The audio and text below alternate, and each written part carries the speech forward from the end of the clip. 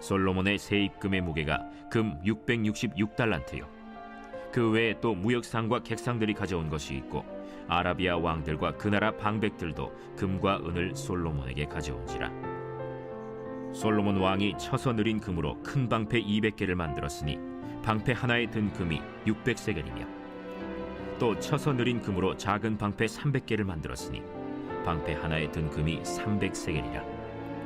왕이 이것들을 레바논 나무 궁에 두었더라.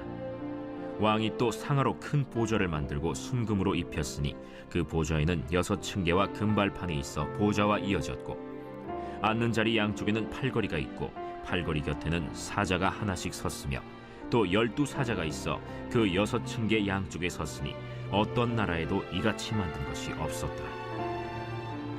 솔로몬 왕이 마시는 그릇은 다 금이요 레바논 나무 궁의 그릇들도 다 순금이라. 솔로몬의 시대에 은을 귀하게 여기지 아니함은 왕의 배들이 후람의 종들과 함께 다시스로 다니며 그 배들이 3년에 1차씩 다시스의 금과 은과 상아와 원숭이와 공작을 실어옵니더라. 솔로몬 왕의 재산과 지혜가 천하의 모든 왕들보다 큰지라.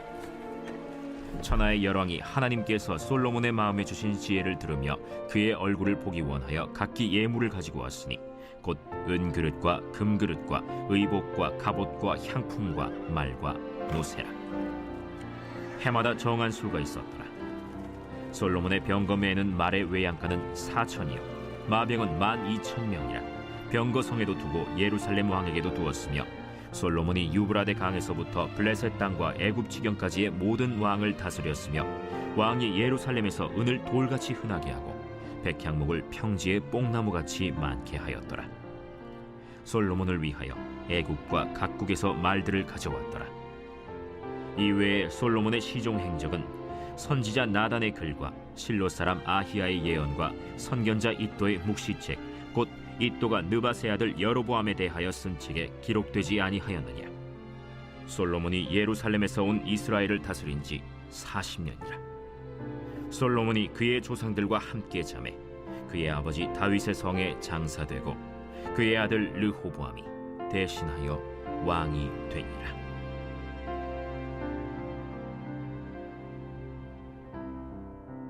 오늘 우리에게 주신 말씀을 통해서 무엇을 남길 것인가 라는 제목으로 말씀을 전하려고 합니다. 9장 말씀은 이스라엘의 왕조가 건립된 이후에 가장 도드라진 태평성대의 내용이 기록이 되어 있습니다. 오래전 하나님께서 믿음의 선진으로 택하셨고 그들과 맺었던 언약들이 솔로몬에 의해서 성취되어 있음을 알 수가 있습니다. 솔로몬은 최고의 지혜와 엄청난 부귀와 영예를 얻었고 주변 국가에 미치는 영향력도 대단했습니다. 그러나 이 성취는 솔로몬 자신의 역량으로 만들어낸 것이 결코 아니었습니다. 그것은 하나님의 약속이었고 선물이었어요. 그래서 오늘 본문을 볼 때 우리는 솔로몬이 얼마나 소유하고 누렸는가 그것에 주목하는 것이 아니라 그를 향하신 하나님의 소망과 계획과 성취가 얼마나 확실하고 큰지를 볼 수 있어야 합니다. 오늘 우리가 함께 나누었던 말씀 13절부터 31절까지 말씀은 솔로몬의 성공과 죽음에 대한 내용이 기록되어 있습니다. 솔로몬의 세입금의 무게가 엄청난 금 666달란트라고 합니다. 또 무역상과 객상들이 가져온 것이 있었고 아라비아 왕들과 그 나라 방백들도 금과 은을 솔로몬에게 가져왔다라고 말씀합니다. 솔로몬의 수입으로 1년에 들어온 금만 666달란트라고 합니다. 약 19톤에 이르죠. 이 외에도 상인들과 여러 나라에서 가져온 금이 많았어요. 이 금을 가지고 전신을 가릴 수 있는 큰 방패 그것을 200개를 만듭니다. 한 개당 600세겔 6.8kg 되는 금으로 만들었죠. 또 작은 방패를 만들었습니다. 이 작은 방패는 300세겔 3.4kg짜리죠.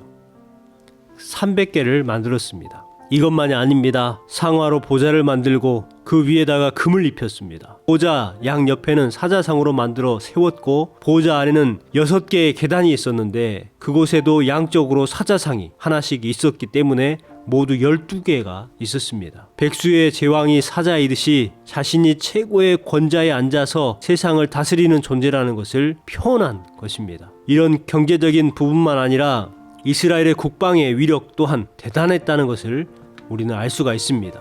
25절 말씀에 증거합니다. 솔로몬의 병거 매는 말의 외양간이 4천이요 마병은 12,000명이라 병거성에 두었고 예루살렘 왕에게도 두었으며 솔로몬에게는 외양간이 4천이나 있었습니다. 만약에 그곳에 말 한 마리씩만 기른다고 해도 4,000마리죠.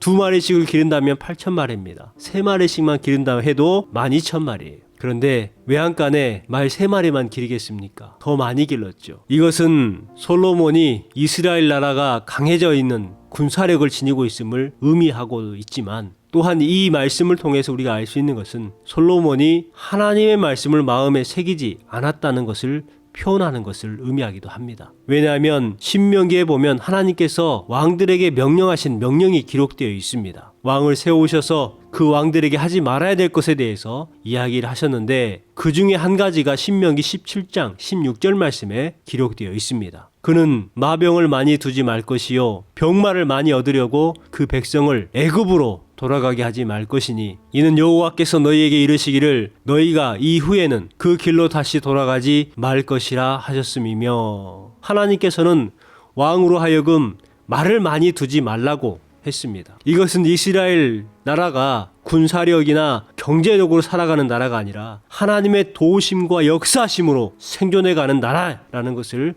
말하고 있는 것입니다. 이스라엘이 군사력이 부족해서 이웃 나라로부터 공경을 당했던 적이 없습니다. 그들은 언제나 하나님의 관계가 깨어지고 난 뒤에 그런 일을 겪었어요. 군사력이 부족해서 고난당하는 것이 아니라 하나님의 관계가 깨어졌기 때문에 그들이 고난을 당한 것입니다.